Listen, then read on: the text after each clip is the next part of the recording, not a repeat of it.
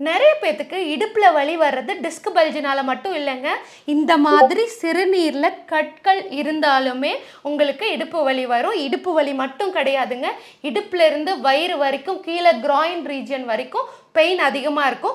இந்த கற்கள் இந்த வழியில் வெளியேறணும் இயற்கையான முறையிலனா ஒரு 5 டிப்ஸ் சொல்கிறேன், ஃபாலோ பண்ணி பாருங்கள். முதல்ல நீர்முள்ளி மூலிகை கேள்விப்பட்டிருக்கீங்களா? இந்த மூலிகையினுடைய தாவரத்தை நீங்கள் கஷாயம் மாதிரி வச்சு குடிக்கும் போது, நல்லா தண்ணியில் போட்டு கொதிக்க வச்சு குடிக்கும் போது உங்களுக்கு இந்த சிறுநீரக கற்கள் வந்து வெளியேற்றப்படும். இந்த தாவரத்தினுடைய மிகப்பெரிய யூஸ் என்ன அப்படின்னு பார்த்தோம்னா, நம்மளுடைய சிறுநீரகத்தில் இருக்கக்கூடிய எல்லா கழிவுகளையும் வெளியேற்றுவதற்கு அற்புதமான ஒரு மூலிகைங்க.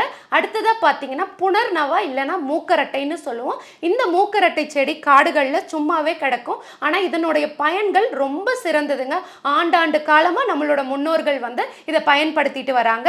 இந்த பொடி வந்து நமக்கு கடையிலையும் கிடைக்கும். உங்களுக்கு தாவரமாக கிடைச்சிச்சுன்னா அந்த தாவரத்தினுடைய இலைப்பகுதி தண்டு பகுதியை வந்து நல்லா தண்ணியில் கொதிக்க வச்சு அதை வந்து குடிச்சிட்டு வரலாம். அடுத்ததாக பார்த்தீங்கன்னா நம்மளுடைய முள்ளங்கி. இது நிறைய பேத்துக்கு சாம்பாரில் போட்டாலே பிடிக்காது. ஒரு அற்புதமான காய்கறிங்க. இதில் இருக்கக்கூடிய ஒரு டயூரிட்டிக் எஃபெக்ட் வந்து பார்த்தீங்கன்னா கல் ஃபார்ம் ஆகாமல் தடுக்கிறதுக்கும் உதவியாக இருக்கும். ஃபார்ம் ஆன கல்லை வந்து வெளியேற்றுறதுக்கும் உதவியாக இருக்கும். அடுத்ததாக பார்த்தீங்கன்னா வாழைத்தண்டு நம்ம வீடுகளில் ரொம்ப காமனாக கிடைக்கும். இதை அட்லீஸ்ட் வாரம் 2 முறையாவது நீங்கள் ஜூஸாவோ இல்லை வந்து பொரியலாவோ சாப்பிட்றது ரொம்பவே நல்லது. அதுக்கடுத்ததாக பார்த்தீங்கன்னா ரொம்ப முக்கியமான விஷயங்க, நீங்கள் டெய்லியும் அட்லீஸ்ட் 3 லிட்டர் தண்ணியாவது குடிக்கணும். இந்த மாதிரி எடுத்துகிட்டு வரதுனால உங்கள் சிறுநீர் கற்கள் வந்து வெளியேறிடும்.